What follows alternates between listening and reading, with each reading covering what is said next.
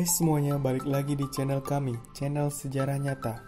Channelnya membahas tentang sejarah yang ada di belahan bumi ini. Oke, kali ini kita akan membahas tentang negara Cina. Sebelum lanjut ke pembahasannya, tidak ada salahnya kalian untuk klik tombol subscribe di bawah dan nyalakan notifikasinya, agar tidak ketinggalan bila ada informasi yang menarik dan seru. Siapa yang tidak mengenal dengan negara Cina atau Republik Rakyat Cina? Merupakan sebuah negara yang terletak di Asia Timur yang beribukotakan Beijing. Negara yang memiliki luas wilayah 9,69 juta kilometer persegi, memiliki jumlah penduduk terbanyak di dunia, yaitu sejumlah 1,3 miliar jiwa dan hampir tersebar di seluruh dunia.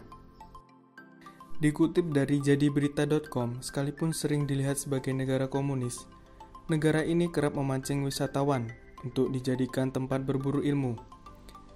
Cina dijuluki sebagai negara tirai bambu. Pernahkah kamu tahu dan berpikir mengapa hal itu bisa terjadi? Banyaknya tanaman bambu di Cina menjadi alasan kenapa Cina sebagai negara tirai bambu. Namun, bambu yang juga dikenal sebagai bambusa multipack ini terkenal dengan kualitasnya yang sampai sekarang masih terbaik di dunia. Selain itu, sejak dahulu hingga kini, bambu juga makanan bagi panda, binatang khas Cina. Bambu Cina sangat kuat dan tidak mudah dipatahkan. Layaknya tirai, bambu tumbuh bergelombang dan menutupi sesuatu. Makna ini sesuai dengan falsafat politik Cina yang menganut paham sosialis. Mereka menutupi hal-hal tertentu dengan rapat, termasuk skandal-skandal yang melibatkan orang penting di negara tersebut. Tirai di sini artinya negara Cina tidak begitu terbuka terhadap sistem politik dunia barat. Seperti kita ketahui, tidak ada sistem demokrasi di Cina, dan pemerintah mengontrol seluruh aktivitas ekonomi. Disebut juga sistem ekonomi komando. Bahkan pemerintah Cina pun melarang penggunaan media sosial seperti Facebook dan lainnya yang tidak disetujui oleh pemerintah.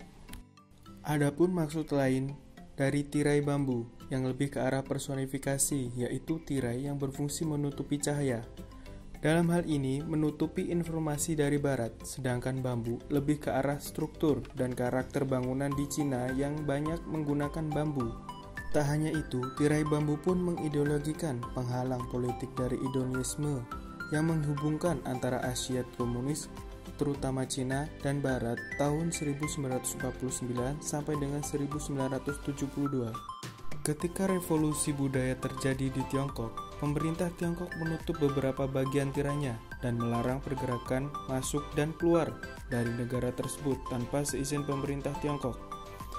Banyak calon pengungsi yang hendak pindah ke negara-negara kapitalis dicekal dengan cara seperti ini. Kelonggaran aturan memicunya gelombang pengungsi ke Hong Kong dan koloni Britania Raya.